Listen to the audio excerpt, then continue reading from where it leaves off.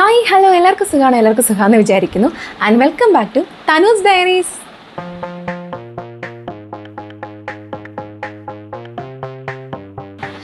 അപ്പോൾ ഒത്തിരി നാളായി ലോങ് വീഡിയോ ഒക്കെ ചെയ്തിട്ട് കുറച്ച് തിരക്കായിരുന്നു. ഡ്യൂട്ടിയും കാര്യങ്ങളൊക്കെ വരുമ്പോഴത്തേക്ക് വീഡിയോ എടുക്കാനൊന്നും ടൈം കിട്ടാറില്ല. അപ്പോൾ ഞാൻ വിചാരിച്ചു നമ്മുടെ DME സ്റ്റാഫ് നഴ്സ് എക്സാമിനെ കുറിച്ച്, അതിൻ്റെ ഇൻ്റർവ്യൂവിനെ കുറിച്ചൊക്കെ ഒരു വീഡിയോ ചെയ്യാമെന്ന്. അപ്പോൾ ഒത്തിരി ഡൗട്ട്സ് ഒരുപാട് പേര് ചോദിച്ചിട്ടുണ്ട്. ഒന്നിനും ആൻസർ തരാൻ ടൈം ഇല്ലാത്തതുകൊണ്ടാണ്. അപ്പോൾ എല്ലാവരോടും ഞാൻ സോറി പറയുന്നു. സോ ഒട്ടും വെയിറ്റ് ചെയ്യണം, നമുക്ക് വീഡിയോയിലേക്ക് പോയാലോ. അപ്പോൾ നമ്മുടെ DME സ്റ്റാഫ് നഴ്സ് എക്സാം കഴിഞ്ഞു, റിസൾട്ട് ഷോർട്ട് ലിസ്റ്റ് വന്നു. അപ്പോൾ മിക്ക പേരുടെയും വിചാരം എന്ന് പറയുന്നത് എന്തായാലും ഷോർട്ട് ലിസ്റ്റിനകത്ത് വന്നു, അത്യാവശ്യം മാർക്കൊക്കെ ഉണ്ട് എന്തായാലും.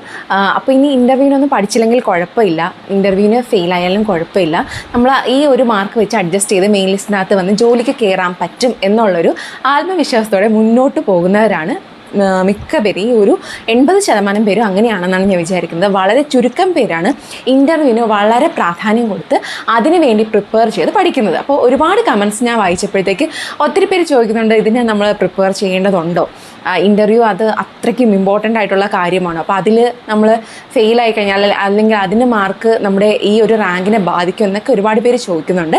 സോ അതിനെപ്പറ്റിയാണ് നമ്മളിന്ന് സംസാരിക്കാൻ പോകുന്നത് കേട്ടോ. അപ്പോൾ ഞാൻ പറയട്ടെ, നമ്മുടെ DME എക്സാമിന് കഴിഞ്ഞ 2 DME എക്സാമിനും നമുക്ക് ഇൻ്റർവ്യൂ ഇല്ലായിരുന്നു. 2 DME എക്സാമിന് മുൻപേ നമുക്ക് ഈ ഇൻ്റർവ്യൂ ഉണ്ടായിരുന്നു കേട്ടോ. സോ 2 DME എക്സാമായിട്ട്, അതായത് കഴിഞ്ഞ DME അതിൻ്റെ കഴിഞ്ഞ DMEയിലും ഇൻ്റർവ്യൂ ഇല്ലായിരുന്നു. പിന്നെയും ഈ ഇൻ്റർവ്യൂ എന്നൊരു സാധനം പിന്നെയും തിരിച്ചു കൊണ്ടുവന്നേക്കുവാണ്. DHS എക്സാമിൽ ഇൻ്റർവ്യൂ ഉണ്ടായിരുന്നു. ഇൻ്റർവ്യൂ നടത്തിയിട്ടാണ് അവർ മെയിൻ ലിസ്റ്റ് പ്രസിദ്ധീകരിച്ചത്. അതുപോലെ തന്നെ DMEയുടെ ഷോർട്ട് ലിസ്റ്റ് വന്നു. ഇനി സർട്ടിഫിക്കറ്റ് വെരിഫിക്കേഷൻ ഓൾമോസ്റ്റ് എല്ലായിടത്തും കഴിഞ്ഞിട്ടുണ്ട്.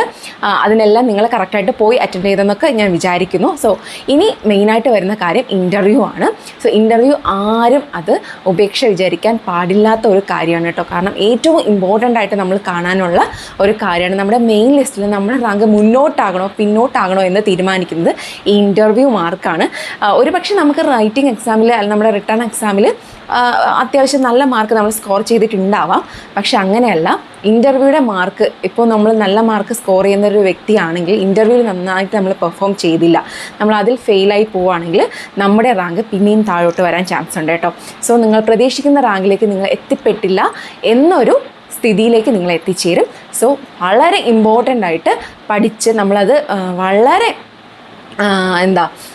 എഫേർട്ട് എടുത്ത് നമ്മൾ റിട്ടേൺ എക്സാമിന് എങ്ങനെ പഠിച്ചു അതുപോലെ തന്നെ പ്രിപ്പയർ ചെയ്ത് പോകേണ്ട ഒരു സംഭവമാണ് ഇൻ്റർവ്യൂ എന്ന് പറയുന്നത്.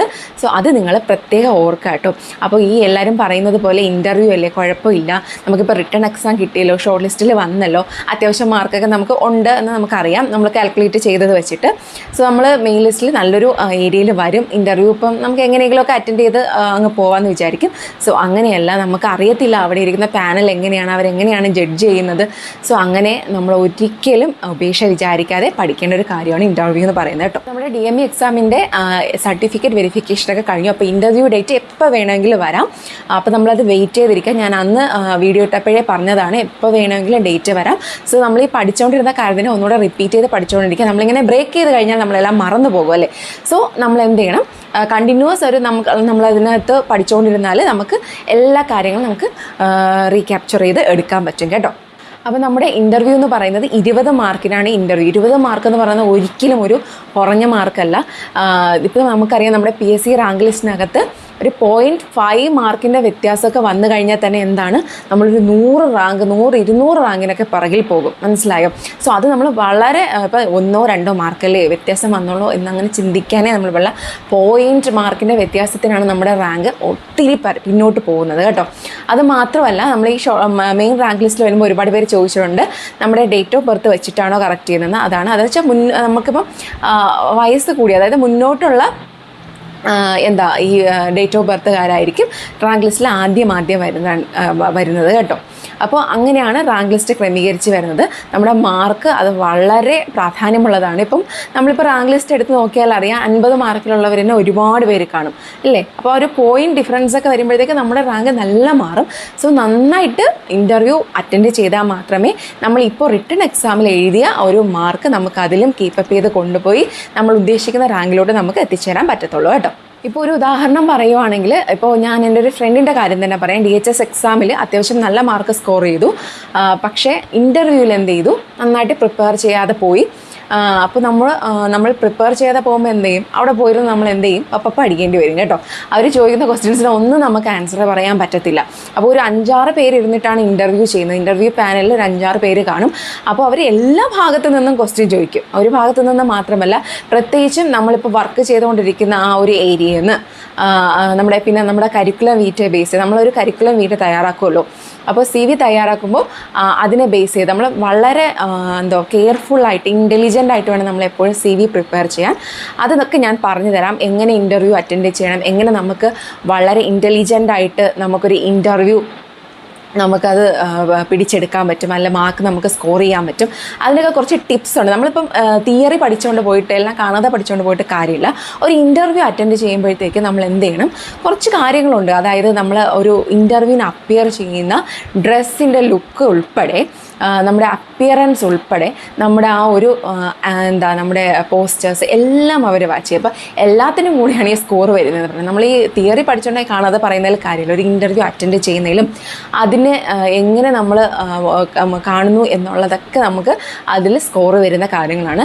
സോ ഇൻ കേസ് ഒരു ആവറേജായിട്ട് പഠിച്ചുകൊണ്ട് പോകുന്ന കുട്ടിയും നന്നായിട്ട് സ്കോർ ചെയ്യാൻ പറ്റും. കാരണം എങ്ങനെയാണ്, ഇൻ്റർവ്യൂവിൽ കുറച്ച് ടിപ്സ് ഉണ്ട്. നമ്മൾ അതൊക്കെ ഒന്ന് പാലിച്ച് പോയി കഴിഞ്ഞാൽ നന്നായിട്ട് നമുക്ക് ഇൻ്റർവ്യൂ അറ്റൻഡ് ചെയ്യാൻ പറ്റും കേട്ടോ. നമുക്കതിന് ഇൻ്റർവ്യൂ നമുക്ക് നമുക്ക് പിടിച്ചെടുക്കാൻ പറ്റും. ഓക്കെ, സ്കോർ പിടിച്ചെടുക്കാൻ പറ്റും. സോ അതിന് വേണ്ടിയിട്ടുള്ള കുറച്ച് ടിപ്സും കാര്യങ്ങളൊക്കെ അടുത്ത വീഡിയോയിൽ ഞാൻ ചെയ്യുന്നതാണ്. അപ്പോൾ ഇപ്പം നിങ്ങൾ ചെയ്യേണ്ട ഒരു കാര്യം, നിങ്ങൾ പഠിച്ചുകൊണ്ടിരിക്കുന്ന ഈ തിയറി നിങ്ങൾ പഠിച്ചതെല്ലാം നന്നായിട്ട് റിപ്പീറ്റ് ചെയ്ത് വെക്കുക. നിങ്ങളിപ്പോൾ ഏത് ഫീൽഡിലാണോ നിൽക്കുന്നത്, മെഡിക്കൽ ഫീൽഡ്, ഇപ്പോൾ ICU സെറ്റിങ്സിലൊക്കെ ആണെങ്കിൽ നമ്മളിപ്പോൾ CVക്കകത്ത് നമ്മൾ എഴുതുക, നമ്മളിപ്പോൾ വർക്ക് ചെയ്യുന്ന എൻവയോൺമെൻറ്റ്, അല്ലെങ്കിൽ നിങ്ങൾ ഏത് വിഷയത്തിലാണ്, ഇപ്പോൾ MSc ഒക്കെ എടുത്തവരാണെങ്കിൽ ഏത് വിഷയത്തിലാണ് നിങ്ങൾ പ്രിഫറൻസ് എടുത്തിരിക്കുന്നത്. അപ്പോൾ അതിനെയൊക്കെ ബേസ് ചെയ്തിട്ടായിരിക്കും കൂടുതൽ ക്വസ്റ്റ്യൻസ് വരിക. സോ അതൊക്കെ നിങ്ങൾ നന്നായിട്ട് ആ ഒരു ഏരിയയൊക്കെ നന്നായിട്ട് പ്രിപ്പയർ ചെയ്യുക. ആ ഭാഗത്ത് നിന്ന് എന്ത് ക്വസ്റ്റ്യൻ വന്നാലും നന്നായിട്ട് പെർഫോം ചെയ്യുന്ന തരത്തിൽ നമ്മൾ എന്ത് ചെയ്യുക, നമ്മളത് പഠിച്ച് വയ്ക്കുക ആ കാര്യങ്ങൾ. സോ അത് നിങ്ങൾ ഒരിക്കലും മറന്നു പോകരുത്. ഇൻ്റർവ്യൂ എന്ന് പറയുന്നത് നമുക്ക് ഒരിക്കലും തള്ളിക്കളയാൻ പറ്റത്തില്ല. ഇൻ കേസ് നമുക്ക് എന്ത് ചെയ്യാം, നമ്മുടെ ഒരു ഫ്രണ്ടിൻ്റെ കാര്യം പറയുവാണെങ്കിൽ, ഇപ്പോൾ 50 മാർക്ക് നമ്മുടെ റിട്ടേൺ എക്സാമിൽ വന്നിട്ടുണ്ടെങ്കിൽ നമ്മൾ ഇൻ്റർവ്യൂവിൽ നന്നായിട്ട് പെർഫോം ചെയ്ത് കഴിഞ്ഞാൽ 14-15 മാർക്കൊക്കെ കിട്ടും. പിന്നെ അതിൽ ഒരു ആവറേജ് പെർഫോമൻസ് 10 or 9. അപ്പോൾ എന്തുമാത്രം ഡിഫറൻസാണ് മാർക്കിൽ വരുന്നതെന്ന് ആലോചിക്കുക. 4-5 മാർക്ക് ഡിഫറൻസ് വന്നാൽ ഒരു 600 റാങ്കിൽ നമ്മൾ എന്ത് ചെയ്യും, പുറകിലിങ്ങ് പോകും കേട്ടോ. നമ്മൾ മുന്നിൽ കിടക്കുന്ന നമ്മളിങ്ങ് നേരെ ഇങ്ങ് പുറകിൽ പോകും. അപ്പോൾ ഒരിക്കലും ഒരു മാർക്ക് പോലും നമുക്ക് ഇതിൽ കളയാൻ പറ്റത്തില്ല. അത്രയ്ക്ക് നമ്മൾ എഴുതി നേടിയത് ഇനി കൊണ്ടുപോയി കളയാൻ പറ്റുമോ? ഇല്ല. അപ്പോൾ നമ്മൾ എഴുതി നേടിയവരാണെങ്കിൽ ഇൻ്റർവ്യൂവിന് നമ്മൾ അത് എങ്ങനെ ചെയ്യണം, ഇൻ്റർവ്യൂവിന് നമ്മളത് കളയാതെ കീപ്പപ്പ് ചെയ്ത് കൊണ്ടുപോകാൻ നോക്കണം. സോ ഇൻ്റർവ്യൂവിന് നന്നായിട്ട് പഠിക്കുക. റിട്ടേൺ എക്സാം കിട്ടിയല്ലോ കുഴപ്പമില്ല എന്ന് പറഞ്ഞാൽ ഉഴപ്പി നടക്കരുത്. നന്നായിട്ട് പഠിക്കുക. ഇൻ്റർവ്യൂ വളരെ ഇമ്പോർട്ടൻ്റ് ആയിട്ടുള്ളൊരു കാര്യമാണ്. അപ്പോൾ ഇപ്പം മുന്നിൽ കിടക്കുന്നവർ പിന്നിൽ കയറാനും പിന്നിൽ കിടക്കുന്നവർ മുന്നിൽ കയറാനൊക്കെ ചാൻസ് ഉള്ളൊരു സംഭവമാണ് ഈ ഇൻ്റർവ്യൂ എന്ന് പറയുന്നത്. സോ നിങ്ങളുടെ മാർക്ക് അല്ലെങ്കിൽ നിങ്ങളുടെ പൊസിഷൻ ആർക്കും വിട്ട് കൊടുക്കാതിരിക്കുക. നന്നായിട്ട് പഠിക്കുക, നന്നായിട്ട് ഇൻ്റർവ്യൂ അറ്റൻഡ് ചെയ്യുക കേട്ടോ. ഇനി ഒരുപാട് പേര് ചോദിച്ചിട്ടുണ്ട്, ചേച്ചി ഇൻ്റർവ്യൂ ക്വസ്റ്റ്യൻസ് ഒന്ന് ഷെയർ ചെയ്യാമോ എന്ന്. സോ DMEയിൽ എന്താണ്, എങ്ങനെയാണ് അതിൻ്റെ ഒരു പാറ്റേൺ ഒന്നും നമുക്ക് അറിയാൻ പറ്റുന്നില്ല, കാരണം അത് സ്റ്റാർട്ട് ചെയ്തിട്ടില്ല. പക്ഷേ DHSൽ എങ്ങനെയാണ് നടന്നതെന്ന് വെച്ചാൽ ആ കാര്യങ്ങൾ നമുക്ക് അറിയാമല്ലോ, അത് നമുക്കൊന്ന് ഷെയർ ചെയ്യാം. പ്രത്യേകിച്ചും ഒരു ഡിഫറൻസ് ഒന്നും വരാൻ ചാൻസ് ഇല്ല. ഇതേപോലത്തെ പാറ്റേൺസ് ഒക്കെ തന്നെ ആയിരിക്കും, ആൾക്കാർ മാറ്റമേ ഉള്ളൂ. സോ അപ്പോൾ DHSൽ ഇൻ്റർവ്യൂ നടന്നിട്ടുള്ള ആ പാറ്റേൺ നമുക്കൊന്ന് ഡിസ്കസ് ചെയ്യാം. അതിൽ ചോദിച്ച ക്വസ്റ്റ്യൻസ്, അവർ എന്ത് ടൈപ്പിലുള്ള ക്വസ്റ്റ്യൻസാണ് ചോദിച്ചത്, ഏത് രീതിയിലാണ് ക്വസ്റ്റ്യൻസ് വന്നത്, പിന്നെ എങ്ങനെയൊക്കെ അത് പുറത്തുനിന്ന് ചോദിച്ചിട്ടുണ്ട്, അത് പ്രൊഫഷനിൽ നിന്ന് മാത്രമാണോ ക്വസ്റ്റ്യൻസ് വന്നത് എന്നൊക്കെയുള്ള കാര്യങ്ങൾ നെക്സ്റ്റ് വീഡിയോയിൽ പറയുന്നതായിരിക്കും. എങ്ങനെ നമുക്കൊരു ഇൻ്റർവ്യൂ ക്രാക്ക് ചെയ്യാം, എങ്ങനെ നമുക്ക് നന്നായിട്ടൊരു ഇൻ്റർവ്യൂ അറ്റൻഡ് ചെയ്യാം, കുറച്ച് ഇൻ്റർവ്യൂ ടിപ്സ്, പിന്നെ എങ്ങനെ നമുക്ക് ഇൻ്റർവ്യൂവിന് വേണ്ടിയിട്ട് പ്രിപ്പയർ ചെയ്യാം എന്നൊക്കെയുള്ള കാര്യങ്ങൾ ഈ അടുത്ത വീഡിയോയിൽ ഞാൻ ചെയ്യുന്നതായിരിക്കും. സോ നിങ്ങൾ ഉറപ്പായിട്ടും ചാനൽ കാണുക. അപ്പോൾ ഈ വീഡിയോ നിങ്ങൾക്ക് ഉപകാരപ്പെട്ടെങ്കിൽ ഉറപ്പായിട്ട് നിങ്ങൾ ലൈക്ക് ചെയ്യുക, സബ്സ്ക്രൈബ് ചെയ്യുക, ഷെയർ ചെയ്യുക. അപ്പോൾ വീഡിയോ കാണുന്നത് tata bye bye, see you again.